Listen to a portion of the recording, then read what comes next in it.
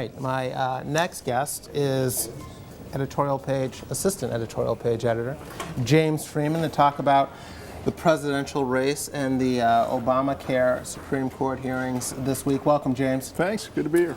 So let's start with the presidential race. Increasing pressure on Rick Santorum to get out of the race and pave the way for the frontrunner, Mitt Romney. Mr. Santorum had an incident with a New York Times reporter earlier this week. That's right.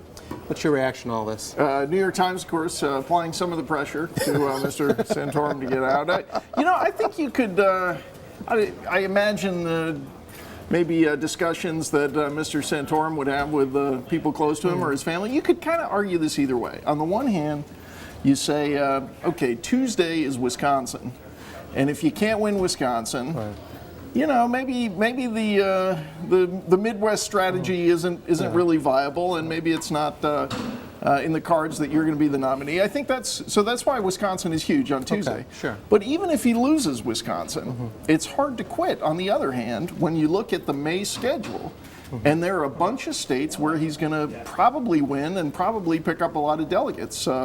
In May, you've got Texas, you've got North Carolina, Indiana, West Virginia.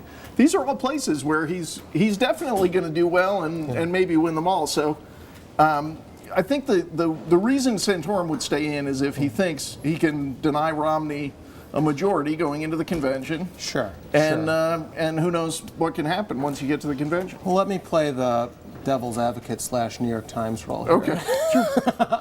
There's no You're path. comfortable with that role. There's no path for Santorum or Newt Gingrich to win. And Gingrich has been upfront about this. I know I can't win the nomination. I'm staying in this race to prevent Rick Santorum, or prevent Mitt Romney from winning the nomination. Is this helpful to Republicans? Well, to have this prolonged process with two other candidates who mathematically probably can't get the number of delegates they need? Well, I think it is helpful to Republicans to have a rough and tumble primary, because I think although he may not have completely enjoyed the experience, Mitt Romney, if he, and he may eventually be the nominee, he's really improved as time has gone on. I think he's sharpened his game rhetorically. He's also improved on policy, where he's finally come out with a real pro-growth tax reform. Well, what about James? I mean, come on, the Republicans are engaged in this cage match. Right.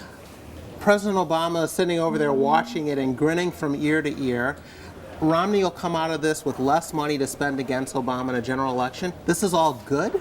Well, I think it's good if you're preparing for really what is going to be a very tough battle. And I also think it's not, the reason it's gone on so long is it's not really the process. It's because Republicans have just not been able to get comfortable in big enough numbers with Mitt Romney, the presumed nominee, the guy with most of the money and resources. So I think that's the problem that he has more than the process.